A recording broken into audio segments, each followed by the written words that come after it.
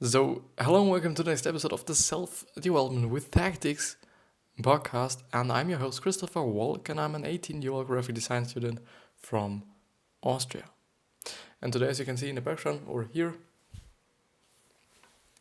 here, we will discuss the same thing as yesterday. So, the TED Talks by Chris Anderson, I think it was called, the author. And the funny thing is, yesterday I was telling you about me having a presentation today. I had it, and as I was swiping through the summary again to just find a point where stopped yesterday, I just came across something that was quite important for me, or seems quite important for me now, which is the sales pitch. Anderson explains that as a speaker, you are there to give back to your audience. But some speakers make the mistake of planning to take something from the audience. Being generous as a speaker is going to be well received by the audience. You really don't want to look like a self-promoter. And this is quite the thing I was quite doing today. At the end, my teachers told me that I quite came across like someone who sells cars. So the typical guy who sells cars or can sell you anything, which is something like, yeah, I might even be proud of that because they said I could even or just sell everything, but I do not want to sell everything. And the thing is, we made a brand and, we just made something that I was quite proud of and that I actually do think by now that it is a really great brand and it is really has great points to it. And so I was quite like, yeah, why wouldn't I promote such a good fucking brand with without passion? This wouldn't make any sense for me. So but the thing is, do not always quite take their opinion for granted or just with a grain of salt, because these are just teachers. And the thing is, which is a fact that I've been talking about or I've been thinking about quite a long from now, is they are teachers. And I'm attending a quite practical and technical school, which means that these are actual people from the world. So these people weren't meant to be teachers. And this just leads me to the point where I just be like, yeah, there has to be reasons why they are teachers now. So for some, it is definitely like they like the job maybe, and or they do not want to do the job they did before, in this kind of environment, or that they just aren't just so fucking lazy, or which is one pretty drastic point is that they weren't good enough, or they just weren't good enough. So the thing is, just learning from someone who wasn't good enough for the real world, why would I do that?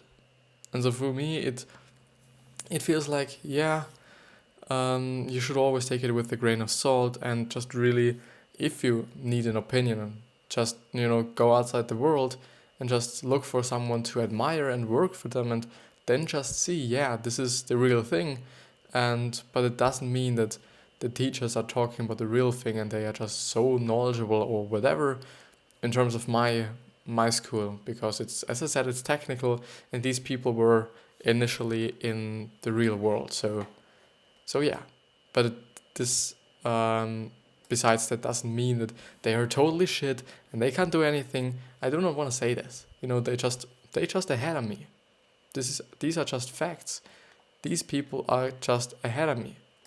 Why? Because, because it is like it. They have way more experience. They are way older. They just did more than I was doing in my life. So there is some kind of way or some kind of factor or facts that I should pretty remind myself on, and not to get too caught up in really thinking like, yeah, they are shit as well. So why would I listen to them? But let's see. I've stopped at the point. I've been going through this small quote before, I guess. So I'm gonna read the paragraph beneath it. So Anderson explains that if you approach a speech without a comprehensive plan, you may end up leaving the audience confused and unsure what the real meaning behind your talk was.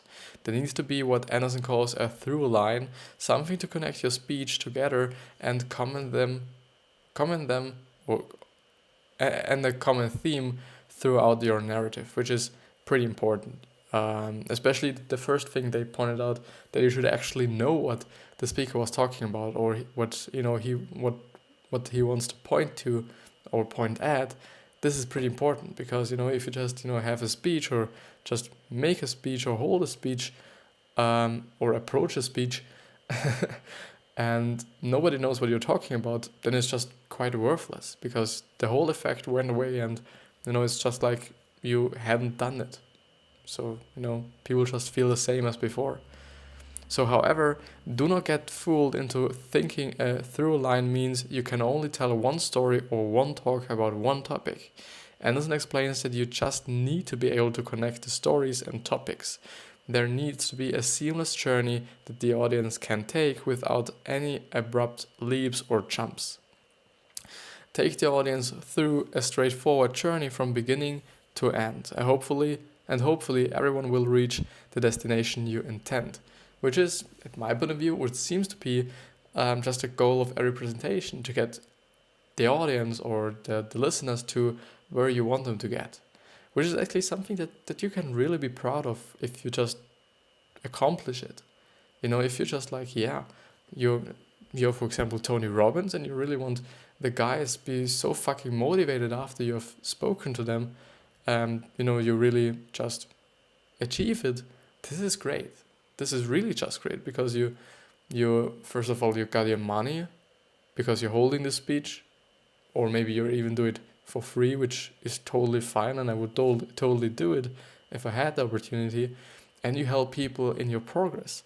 And this is something I've been quite thinking about, and quite been not really emphasizing, but really quite concentrating on, is that really bringing value to people while you are in your own progress is pretty important, because you give something and you get something, and you just grow. But yeah.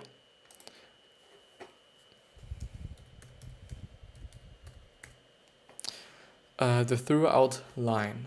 So maybe I'll just do it like this, because then I might even be a little bit brighter. So the through line. Figure out exactly what your through line is a necessary step in the speaking process. Anderson suggests beginning with learning as much about the audience as you possibly can, which is actually something that I really fucking try to do. I really try to understand what people actually need in terms of self-development, or in terms of their lives. Because if I knew this, and it just comes up to listening pretty much, which is but pretty tough in this niche, because all people are just so shit most of the time. All these, if you just type in motivational speeches, or motivational quotes, this would be a great example. On Instagram, you just come across certain profiles which exactly all look quite the same, and at my point of view, there is some kind of network behind this whole thing. But so it's quite hard to really find true comments, and really that they actually meant the real thing, the real deal. These people who wrote it, not like, great post, man, or done this right, or nice shot, all these comments who are just pretty disturbing for me, because I want to try and find people who are actually need something, and to figure out what the average person needs. Therefore I quite pretty enjoy listening on Quora, which is the platform I've been talking about before, which is like somebody asks a question and somebody answers it. So everybody could answer a question, and everybody could give a question or ask a question. It's a great thing, because there are actually some kind of topics or categories and so on, and there's actually a self-development, or I think self-improvement category as well, and therefore it's quite good for me to actually just see and go through all these questions and see, what is the most common one? What are people really into, or what do a lot of people need? So yeah, um, to understand what their knowledge is, what they are passionate about, and what their beliefs and morals might be. Often speakers are left with too much to say and a limited time, and many fall into the trap of trying to cram it all in but shortened explanations or cut out some detail. This is, I think, doing everything a bit might not be good, but actually it actually could be good. Because the thing is, if you just explain something very detailed, so some certain things that are truly and the most important for you, this might even work a little bit better than just explaining everything, but in such a short period of time that nobody exactly just understands it, and then the whole key, the whole insight, your reason for the speech just goes away some kinda. But the thing is, people might get even more value by just explaining a lot of things shortly, but just really exactly, just this the kind of relation between detailed and short to be in the right relation or right um, right factors. This actually might even be as well a good idea because you just get more. These things you get might not be that detailed, but you get more. And more is in today's world pretty important because it's always about more and more and more. But yeah. Um, da, da, da, da, da. Anderson explains that you cannot simply condense everything and still deliver a good speech. Here are 2 tips Anderson shares when it comes to constructing your through line. Show why it matters, what's the question or problem of experience. Flesh out each point you make with real examples like stories and facts. And at my point of view, especially stories are so fucking powerful because we all like stories. It's just a fact. We all like stories, and telling a good story you can actually kind of believe in and kind of feel like you're in the story actually is a really great way to just tell your experiences or tell your way of thinking or tell the audience what you really want them to think of or want them to believe in. This is just a really great tool. And I actually have been using it in today's presentation as well. One teacher was like, yeah, it wasn't that great. And the other one was like, sorry. And the other one was like, yeah, it was actually kind of great, but the overall presentation in general was like too much selling actually. It was a little bit too passionate for them, so which kind of was, which kind of can be true, if you're just selling something so passionately. The thing is, if I'm actually passionate about a product or something I made, I won't be like, yeah, it is quite great and you know what, but I will definitely be passionate about it and tell the people, yeah, this is a great product. This is what we do. This is what is important to us, and so on. So Anderson suggests considering no more than 3 connected topics in order to properly construct your through line. You need to be able to provide sufficient explanations and detail for each topic and make sure everything links back to the through line. Leave no anomalies. Anomalies. Yeah. Making a connection. Anderson stresses the importance of getting personal with your audience. Let them know exactly who you are and don't forget to make eye contact. Staring at the wall at the back of the room is going to forge a barrier between you and the audience. Look them in the eye, be vulnerable and discard your ego. And especially being vulnerable is something that you can actually just really create through body language. If you just are so open and you do not close up, like crossing your arms or even being like a little bit like just put your chest together or your shoulders together, that you seem a little bit smaller and a little bit more like, yeah, I'm actually a little bit feared. This is not the right way to go. The best way, at my point of view, would be to go like, yeah, pretty broad and open, so that you would be like, yeah, I'm here and I'm confident enough that you can actually just see my whole body. Because this is actually some things that nature brought to us, which is so incredibly interesting for me because it just makes sense. Because you're showing your whole body, your whole chest, all these organs that are there are just so vulnerable to the people that are sitting in your audience, or just they are your audience. And this just makes you vulnerable. And the other way around, if you just close up, you won't be vulnerable because you're actually protecting all your organs and important places or important parts of your body, actually. This isn't self-promoting. Make your audience laugh, get them to enjoy themselves, and let loose a little. And tell a personal story, let them into your life. Anderson explains that when narrating a story, it's important that you remember the following 4 things. Develop a character the audience can relate to, which definitely then might be someone that kind of fits into who the audience is. So, like, this character believes the same thing as the audience believes in. This character actually kind of acts like the audience acts. He thinks or she thinks like the audience thinks, and so on. So all these points that he pointed out before might then be pretty fucking important to you.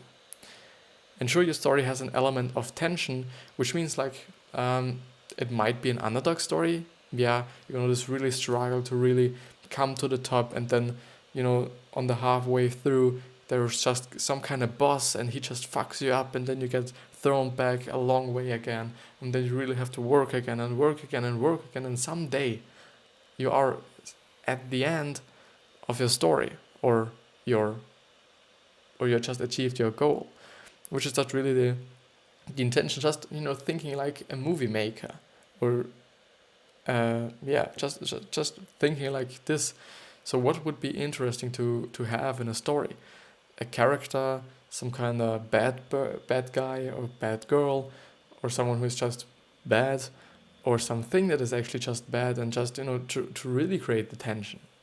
The third one is detail is important, but not too much. I would say detail in terms of that the people actually can relate to what you're talking about and actually can think about it exactly the way you want it to be, but not too detailed that it would be fucking boring or not that interesting to listen to. And the fourth one, and the last one, I think, fourth and last one, finally, you need a conclusion. Finish your story properly, no cliffhangers, whenever it be a relief, emotional, funny, or moving. Totally. I think cliffhangers would then be just, if you do not know what cliffhangers are, it's just like the story ends with no quite end and quite, during the story, which for presentation might not be the best thing. For a movie, it's quite great because you can be sure about, making a second movie or third movie even. But for presentation, where you just are there once, it might not be a good thing, even though, but open ends are great, just be it like, and then something happened, and you do not actually point out what happened, but the audience, if they think, they know what you mean. So not to be too exact, just a little bit of room for them to think themselves. So stories resonate deeply in every human. By giving your talk as a story of serious or related stories, you can greatly increase your connection with the listeners. But please let it mean something. Just a meaningful story, not like then at the end it's just like before and nothing happened, but actually the character being at his or her goal and actually achieving it, and then being like, he got it. He got what he was driving for or thriving for his whole life long. And this is actually a great, it's just, every fucking great movie is, there's just everything starts, they some kind of progress, and then sometimes they get, a little bit kicked back again, and then they will work and work and work, and someday there's the boss, and they might even lose again, and then come back during the fight, or they just totally lose, or they just totally win. I think it's not that hard to think about a story that is good, because we all have seen movies and we all have been really liking movies, I guess, and just explaining. When explaining new concepts or ideas, consider the following. First one is start where the audience is, which makes sense because you just have to think about your audience. Your audience has a certain amount of knowledge, and your audience might be in a certain area of expertise or whatever. And then it is great to just start at where they actually are in their expertise, in their thinking, in their knowledge. Because if you just start way back, they might be like, yeah, I know this already, man. And if you just really start in the future, they might be like, yeah, I can't relate to this because this is not who I am, this is not where I am. The second one is light the fire called curiosity, which means like totally maybe what I've been talking about before, like with the open end, where you just this is just also some kind of in terms of a story at my point of view. So but really telling your concepts and ideas in a way that people are actually getting curious and actually want to hear now what this great idea is, maybe. So if you just build up the tension so fucking up that people actually be like, yeah, I want to know this fucking product or this fucking concept right fucking now.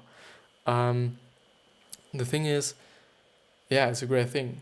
But then you just, if you just build an incredible amount of curiosity, you do have to deliver. If you just, make it and you just really build it up and nothing happens at the end, or you just give them something mediocre, they might be like, yeah, fuck that guy. Which totally makes sense. If you're just listening to a presentation of 30 minutes long, and at the end you're just at the same point as before, I think you might not be that that thinking positively about it. The third one is build in concepts one by one. Yeah. The fourth one is use metaphors, which is often a great way to explain difficult things in a very, very simple way. The fourth one is use examples. This is pretty important. I think it is actually important in terms of learning new stuffs, because it really helped me. I really just, in general, I do just write everything, quite everything if it's important to learn for me, and I, just speak to myself loudly, and I read it loudly, and I write it down, and I do ask myself questions in terms of examples. I myself have to give myself examples of how these things work, what I've been quite just not thinking about, but talking about. And so therefore this really creates a good opportunity for you to just check if it is really relatable or if people actually can understand what you mean. And with a great example, people will be like, yeah, okay, that makes sense. So remember that just because you know everything there is to know about your topic, the audience doesn't necessarily have the same understanding as you, which is something that our teachers have been really emphasizing, because it's actually true. If you're just designing something, you know the whole process behind it, but the person you're presenting it to doesn't know shit. And it's just facts, and this makes sense because they haven't made this design or haven't designed this design. So you just really have to explain every single thing that you have done just in a really way that everybody could understand it. It's important because if you aren't doing it, your presentation might be just really good, but the audience gets nothing from it, and so they might be like, or definitely be like, yeah, okay, I do not get it, man. Yeah. So what did you know before you really started? Just because it seems simple to you doesn't mean everyone shares the same knowledge. Persuasion means convincing an audience that the way they currently see the world isn't quite right. And when this works, it's thrilling for both speaker and audience.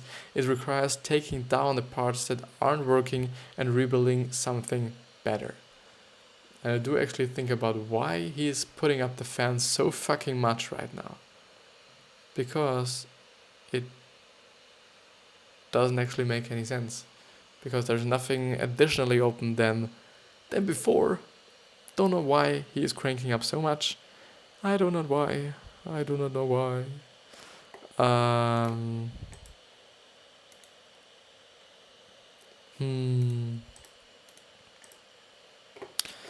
Maybe close a little bit down, just to maybe gain a little bit more storage here. So persuasion, I've talked about it, or I've already read that. Anderson explains that the first part of persuasion is to prime the audience. Once you have primed your audience, you'll find it easier to deliver your argument with reason. Reason is the next step, and it makes it easy to deliver your conclusion with certainty. Which is always the thing with design. If you're designing something, there is always or should always be a reason behind it. If you just be like, yeah, this, there should always be something behind it. It's just facts. And, if you just create something and you haven't thought about anything, then you just think about what you might have been thought afterwards. So you then be like, yeah, I've done this and that because this and that. So you're just actually talking about you're quite finding reasons for why you have done things afterwards. Which works perfectly, because if you just really just look at your things and you be like, yeah, I made this, and it might even be actually a little bit easier to just be like doing it like this than the other way around. But yeah. Anderson has established a simple formula for priming your audience and enforcing reason. If X is true, dear friends, then clearly Y follows, because every X implies a Y. A few other helpful tools for persuasion are having a humorous element early on to break the ice, having a detailed anecdote and useful straightforward examples, if possibly validate your idea further with a third party, and finally, if applicable, use visuals. Visuals are always great, because we people are just so fucking visual. Especially men, I would say. I think this is actually scientifically proven that men are a little bit more visual than women are. It's just true, we all like pictures. We are seeing pictures our whole day long, and then we just see font or typo or whatever, and often it does say something, but if you look at it just straight, it doesn't say anything. We just have to read it. But a picture just tells its own story. So show them. So you have an idea, and how do you share your idea with the audience in the most effective way? So how do you share your idea the most effective way? Anderson explains that it is simple. You just have to show them, and here's a few ways you can do that. The Wonder Talk. Talk your audience on a journey or a walk through your work. Start at the beginning and explain one by one using images such as slides, photos, or videos. The Dynamic Demo. Physically demonstrate your idea, whether it's a new product, new technology, or a new way to do something. Show the audience exactly how it works. And the last one is the Dreamscape. Help the audience visualize your dreams with images, drawings, demos, or powerful words, either literally or metaphorically. Paint the audience a picture of what you want the audience, or what you want the future to look like. Let them in your dreams in the most visual way possible. Because and if you just maybe listen to it again, or read it again if you're on the YouTube video, and then you might actually see that there is a lot of visual thing going on there. So just like actual products or slides or pictures and or images, graphics, or whatever. We are so visual people, and there's quite always a way to make something visually not only more appealing, which is then just a part of the designer, but also just some kind of reasonable, because you can always do it. Like an actual thing from the presentation I made is I was presenting there in target audience, and it could have just been like, so this is the target audience, and just put up text. Just text. These are from 50 to 20 or 20 to 50 actually, and all these other things. But what I then just done, because I know that we are all so visual humans or visual people or visual animals, if I wanted to be like that. I've created some kind of, or I just used some kind of silhouette of two people, a man and a woman, and then I just draw lines with the additional parts to it. So the speak or at the mouth part there was actual the language they were speaking. Yeah, you know where I'm heading with this. So there's always a way to make things visually appealing and exactly visual. So when to use visuals? It's easy to default to making slides to back up your speech. However, Anderson believes that often slides do more damage than good, which is actually true. And it's especially the thing if you just put up so fucking a lot of text that the audience is just reading the text and not pretty much listening to you, which is, the whole reason why they came to your presentation, to hear you present it. They take the attention of you and the audience may lose track. However, visuals can be an effective tool in presenting your idea, just ensure you use them correctly. Anderson explains that the visuals are useful in 3 circumstances. When you are revealing something, to explain something, and to add aesthetic appeal. Or aesthetic, I don't know. Make sure no slide ever has more than a single idea or image. They are not designed to be a brainstorm of ideas. Short and sweet is key. Slides and visuals are only there to back up your words. They are designed to add descriptions and explanations that can be done with words. Don't use a slide as a way of repeating what you say. Anderson believes that they have to offer something more. Actually true, and especially the part about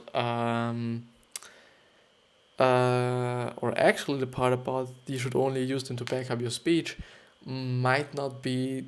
Yeah, it kind of is true, because if you're just presenting something that's only visual and it's only a digital product, just talking about it might not be the best idea. And I was just thinking about it, if it then just is actually backing it up or not. If you just you have a digital product, you maybe have a logo, and you put it up onto the screen and show it to your audience, then you will definitely be talking about it more. So it might be a little bit backing it up. So I don't know. Like, you might know where I'm heading, but if not, it's not that important as well. Scripts and memorizing. So with the speech approaching, you're bound to reach the point where you need to decide if you are going to write out every word you plan to say as a script, or if you want to have a structure established and written down but speak off the cuff. Anderson explains that both approaches have both positives and negatives, and we will discuss this a little further. I've always been such a kind of person that's, I've been thinking about what I will say, but, quite afterwards, it's always like I just, every single presentation I take or I hold is differently and individual, because I do just think about other words and other things just in every presentation. So even though it's basically the same presentation with the same slides, I will talk about something else. This might then be a little bit better, and this might actually then be a little bit worse. I don't know. It's always like maybe how I'm feeling, how I'm doing, what's going on in my life. I don't know. Scripts.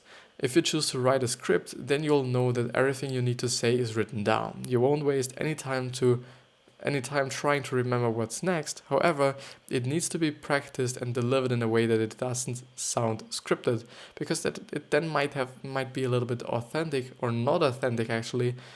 Not that well to, or not that kind of satisfying maybe to listen to, because it's just like you could have read it as well, so it's just quite an audiobook of it.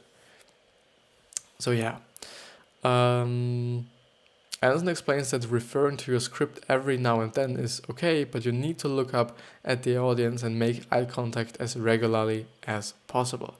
Don't look down the whole time. Finally, Anderson explains that the best way to script is to use bullet points and don't have pages or paragraphs. This will only set you back when you glance down to check where you are. Up to your bullet points will help you keep up to speed with where you are and what's coming up next. I've read that completely wrong, but Totally true. Bullet points are a great way to, it's some kind of a middle between, or the average between totally everything scripted or everything like out of your cuffs. So this might even be, a best option for you, and then it just comes up to using these techniques or these methods to just see what's working the best for you. And this is actually, the same thing with everything. And I've been talking about it, or thinking about it actually, as I was be like, I do not know if this is what I'm doing right now is actually the thing that's making me so tremendously happy. The thing is, I will do it anyways because it's just me how I just do things. The thing is, then I just came across a topic that I was then just pretty pumped about, which I might even be discussing on this channel as well because it is actually important to me and it might actually be important to you as well. But what I wanted to say is that, what did I want to say?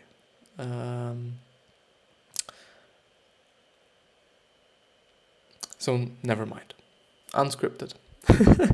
Anderson explains that the number one benefit of being unscripted is that you can come across fresh and real. The audience will feel as if you are having a real conversation with them rather than delivering a speech. However, problems can arise. Anderson explains that the pressure can get to you, and when you're explaining a critical point, you may struggle to find the words. You also risk leaving out information altogether, and you can't be certain about timing. Timing is especially important when there is a time limit allocated. That's actually true. As I yesterday was actually been watching a TED Talk. I was quite like, I just seen the clock and I was wondering like, do they have 20 minutes? Do they have 30 minutes?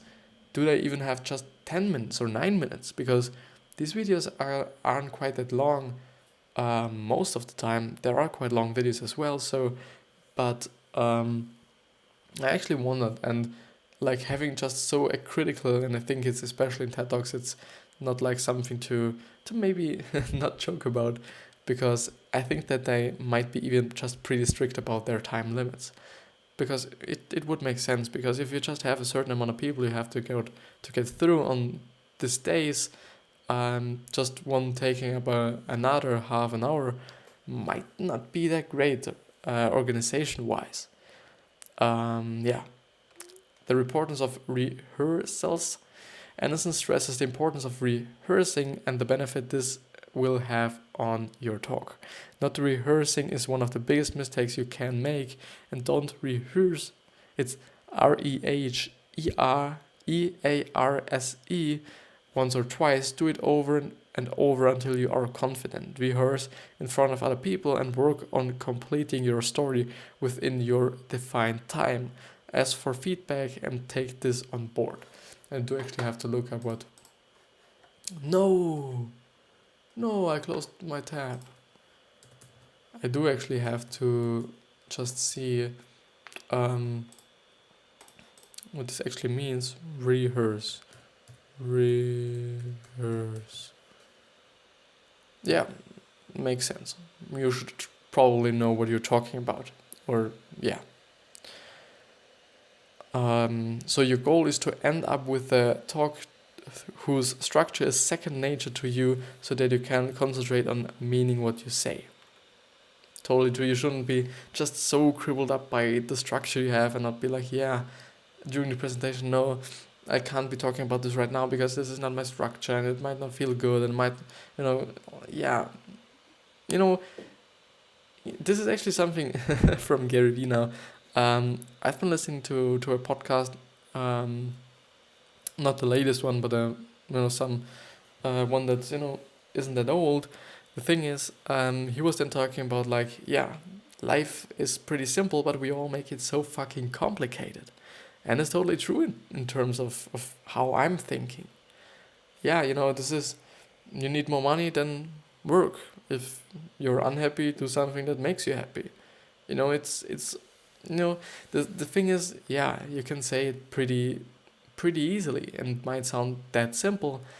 At the end, we might just even be complicating it up all the time, or just making it more complicated than it is actually. But it might actually be the thing that it is actually complicated for us. So, hmm, hmm, hmm. Beginning and ending. First impressions count, and it is important to begin your talk with a strong opening. Anderson suggests using drama or curiosity, perhaps using a tempt tease, or try using a slide or video that is compelling and powerful. Almost as important as the opening is the ending. You have the opportunity to leave the audience with a powerful statement or message, so don't simply stop talking. Make sure you have a powerful conclusion. Consider offering the audience a call to action or asking for a commitment from them. Anderson explains that creating a detailed vision and linking the ending right back to the beginning can be pretty effective. Yeah, because you're just closing the whole circle, and might even at the end everything might make sense. Maybe you're just pushing them into some pretty deep water they actually do not know anything about, and at the end everything is clear, which for me, or it's just as I visualize it, might be pretty great, because then people will think about it definitely. And at my point of view, this might even be the thing you're thriving for people who actually then think about your speech afterwards, because they just think about it. It's in their mind. This is something that's maybe important to them, or that just their brain doesn't give up or just pushes away or whatever. And this is a good thing in my point of view. But unfortunately, I do have to quite end this episode right here. It was quite fun today. It was pretty fun today, actually. But the thing is, I am not quite into this summary anymore. Maybe because there is no need for me anymore, because I had my presentation today. I actually do have another one tomorrow, actually, but this one isn't too important, so I do have presentations quite all the time. In my school, it's pretty much all day long, or not quite all day long, but every day some small presentations, or every now and then. So, but definitely more often than in other schools, which is a pro for me, definitely, because it's good and I like it. And I think that you can actually pretty need it in terms of your career, really being able to speak in front of other people, and just really being explaining or being able to explain what you have done there, what your thoughts are behind this one, and to actually be able to explain it in such a way that the people will actually understand it, and actually could be relating to it even. And yeah, this is it with the episode. I'm really happy that you accompanied me, if this is a word. I don't know. Yeah. Today, just because it's in my mind right now, today's Instagram post did so tremendously bad that I was thinking, like, what did I do wrong? The thing is, this week or this day, where it was Saturday, my posts just blowed up, or they have blown up, so just I can't describe it. They got so many likes and so many views, and I got so many followers in the last week than I've gotten in maybe a month, maybe a little bit more even. It's crazy, and I'm crazy quite happy about it, even though it's just sinking down a little bit again, and something is happening. I don't know. The thing is, which came to my mind, and something that I've just seen, is that people to respond with posts where are people actually on them way more, and way better, even if you just see it in such a perspective, than without any people on it. So it is actually something that I've been reading before as well, that just people react to other people more, or they just are more likely to react to it. The thing is, I will definitely be putting out 8 fucking or 7 fucking posts with only me on it and a little text. And yeah, this is the plan. And then I'll tomorrow see how these are going. So it's just, quite often it's only like, testing things, trying it out, seeing how it goes, even though I quite not do it that much, because it's not something I'm so into, even though I should be, or I should do it, even though I'm not into it. But enough being said, I hope you have a wonderful day, and I hope you're so tremendously happy as I am. Quite now. I'm actually quite happy right now. So everything is okay. But the thing is, actually, being happy all the time might not be even a thing that you should be thriving for, because I'm quite always about the contrast. So I'm not saying that you should feel completely sad and completely bad. Sometimes, actually not. But I think there are actually some days where you're happy, sometimes where you're just happy, but not that much happy. Yeah. But anyways, I'll see you the next time. I love you. I wish you happiness, the most, but also wealth and success and all these good things. But I'll see you the next time.